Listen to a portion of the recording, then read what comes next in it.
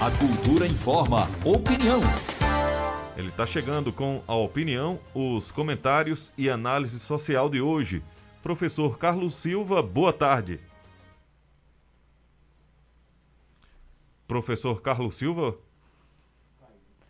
A gente vai tentar refazer aqui o contato com o professor Carlos Silva. Enquanto isso, a gente agradece a todos os ouvintes que estão mandando mensagem, que sempre interagem aqui conosco no programa Cultura Informa.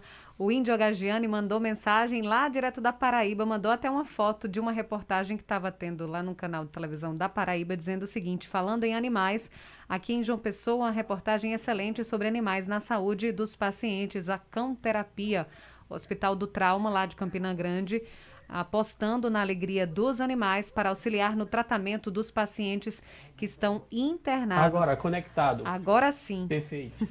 Abraçar aqui o Orlando Queiroz, Davi Santana, Coronel Pincé, Jailton Arruda. Vamos lá novamente, professor Carlos Silva, boa tarde. Boa tarde, André Santiago. Boa tarde, Elaine Dias. Boa tarde, ouvintes do Cultura Informa. Boa tarde, professor Carlos Silva. Qual o comentário de hoje? Nosso tema de hoje é Síndrome da Pantropia. Vamos ao comentário. Bom, essa palavra pantropia, ela foi usada pelo escritor de ficção científica James Blyth, que significa você, numa viagem espacial, você adaptar o ser humano geneticamente às condições daquele ambiente que ele iria viver ou se reproduzir em algum planeta. E eu faço essa alusão ao comportamento exatamente do governo federal bem antes da sua execução, né, da sua vitória, mas durante da sua propaganda, né, da sua eleição, né, da campanha, aliás. O que é que nós observamos? É comum, está sendo comum as pessoas dizerem que o STF tem interferido muito nas ações do Congresso, nas ações do Legislativo e nas ações do presidente. Mas ocorre que nunca, em tão pouco tempo, se apresentou ao STF, da parte do governo federal, tanto projetos de leis e tantas ações que ferem a Constituição, sendo o papel do STF o guardião da Constituição, assim também como uma espécie de guardião do bom senso, do equilíbrio, do contrapeso, porque quando o presidente Bolsonaro e seus aliados resolveram assumir a presidência, né, democraticamente, eles imaginavam que ser presidente significaria ser um coronel, ser dono do país, quando na realidade ele é apenas mais uma engrenagem, né, do equilíbrio entre as forças institucionais, que é o legislativo, que é o judiciário, não é? E é o executivo. Para se ter uma ideia, por exemplo, o governo federal, o STF proibiu, não é?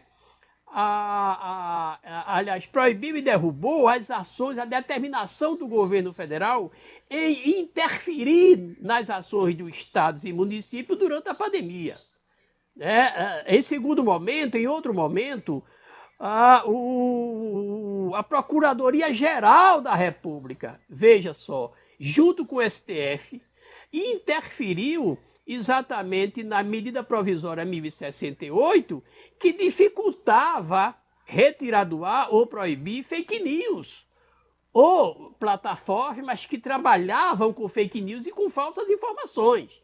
E aí, observe, já é a Procuradoria-Geral da República. O que me estranha é como é que eu, como presidente da República, indico um procurador e na confecção de uma peça jurídica, de um projeto, eu não o convido para apreciar o conteúdo antes de enviar para o Congresso. Porque aí evitaria essa contradição. A própria Procuradoria-Geral da República, através de Augusto Aras, veja que aí já não é o STF, é Augusto Aras, indicado pelo presidente Bolsonaro, que entende que a medida provisória apresentada pelo governo federal facilitaria ou dificultaria a remoção de conteúdo fake news, conteúdo falso. Por outro lado, novamente o STF anula a obrigatoriedade da apresentação de justificativa de ausência dos alunos que fizeram a última edição da prova do Enem. Observe um detalhe. O governo, dentro de uma situação pandêmica, ele exigia do aluno, estava exigindo, desculpem, do candidato, a justificativa numa situação pandêmica, onde essa razão prevalece, aliás, a razão pandêmica, a justificativa da pandemia, prevalece sobre quaisquer outra. Então, o que nós observamos é exatamente isso. O governo tem colocado à disposição do Congresso leis extremamente anticonstitucional, fazendo com que exatamente isso, alterar, entre aspas, geneticamente o STF aos seus princípios e valores ideológicos, não atendendo o bom senso, nem tampouco atendendo o equilíbrio social tão necessário. Era isso que tínhamos que passar para o ouvinte do Cultura Informa. Opinião é na Cultura. Primeiro lugar em audiência, do jeito que você gosta. Você está ouvindo a Cultura Informa, o jornal do nosso rádio. Agora 1h mais 44. 1h44. Várias mensagens aqui no Facebook, no WhatsApp, aqui para o professor Carlos Silva. A gente vai ler algumas mensagens, Elaine. Leila, do bairro Caiucá, diz: boa tarde a todos vocês. Já foram em Petrolina? Dizem que tem uma infraestrutura fantástica, diferente de Caruaru. Só fazendo uma alusão a esse comentário da ouvinte, veja, eu acho que, em si, as gestões públicas nacionais, elas deixam muito a desejar quanto o modelo de gestão aplicado. Veja, nós elogiamos a questão de infraestrutura, quer dizer, ainda estamos na mesma política antiga de se preocupar com a estrada, como isso já deveria ser um fato, deveria ser normal, infraestrutura já é normal. Vamos partir para outras noções mais profundas, para outras necessidades mais interessantes da comunidade.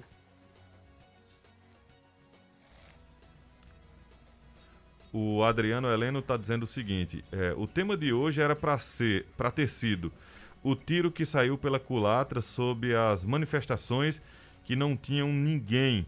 Aí diz, não foi do PT, porque não tinha ninguém.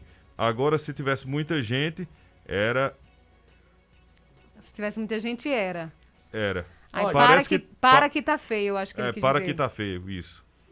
Deixa eu colocar uma coisa sobre essas manifestações que ocorreram. Primeiro, ela foi pensada e realizada pelo MBL e pelo Vem Pra Rua. Eram dois movimentos que apoiaram ardentemente, vamos dizer assim, a eleição de Bolsonaro. O que significa? Foi poucas pessoas? Foram, mas são dissidentes. Olha aí, esse pouco que foi, vamos dizer que foram 5.000 pessoas, são 5.000 votos que deixaram de estar dentro do grupo bolsonarista. Olha aí o problema. Então, antes, os bolsonaristas saíram do conteúdo, do volume social de Bolsonaro e fizeram a sua manifestação, que não foi totalmente uma manifestação de esquerda. Estava lá Dória, estava lá o Vem Pra Rua, MBL, que eram pessoas que ajudaram a Bolsonaro se reeleger.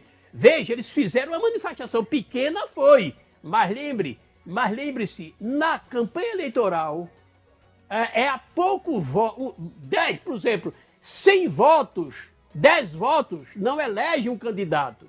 Agora, pode até não eleger, agora pode fazê-lo perder. Thaís Oliveira, aluna da Universidade Federal de Pernambuco, já está mandando mensagem aqui para a vereadora Perpétua. Daqui a pouco vai ser a nossa entrevistada do Cultura Entrevista. Thaís, eu leio assim que ela estiver aqui, tá bom? Matheus Batista diz: professor Carlos Silva, boa tarde. Aqui em Bezerros a gestão é bolsonarista e piorou muito a cidade em geral. Será que é exemplo do país? Olha, pode ser que se seguir a lógica e a cartilha ABC do bolsonarismo, a tendência é para essa. Eu estava agora há pouco escutando, né, a cultura, quando o ouvinte falou sobre que a esquerda, que o PT era contra a lei antiterrorista. Primeiro, uma coisa que me preocupa: de onde é que essa pessoa tira essa fonte, essa informação? Sabe por quê?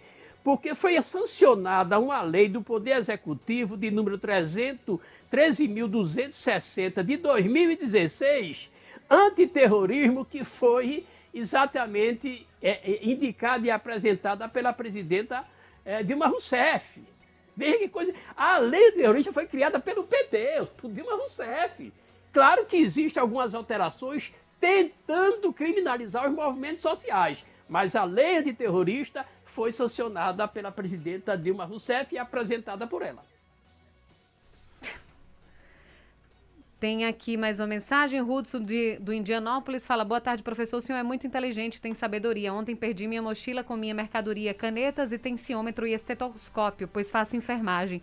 Peço a quem encontrar ligar para esse número, desde já agradeço. Ou ligar para a Rádio Cultura, eu agradeço muito, diz o Hudson. Tomara que ele ache, né, o material dele de estudo.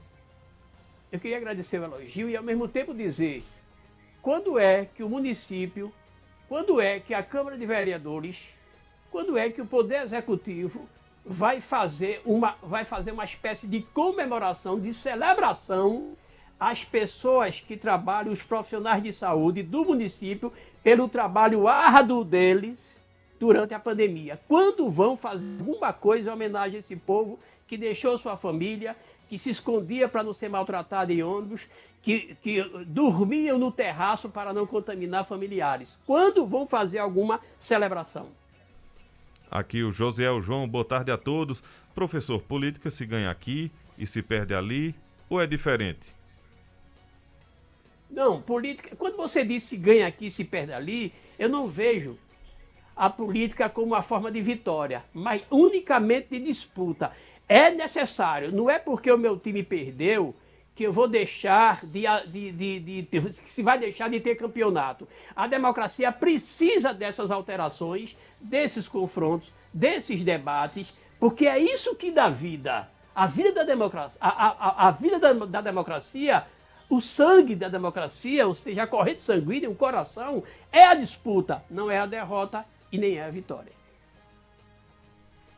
Professor, a gente agradece a sua participação nesta terça-feira, deseja boa tarde e até quinta. Até quinta-feira, André Santiago, até quinta, Elaine Dias, até quinta-feira, ouvintes do Cultura Informa. Até quinta-feira, professor. Um grande abraço.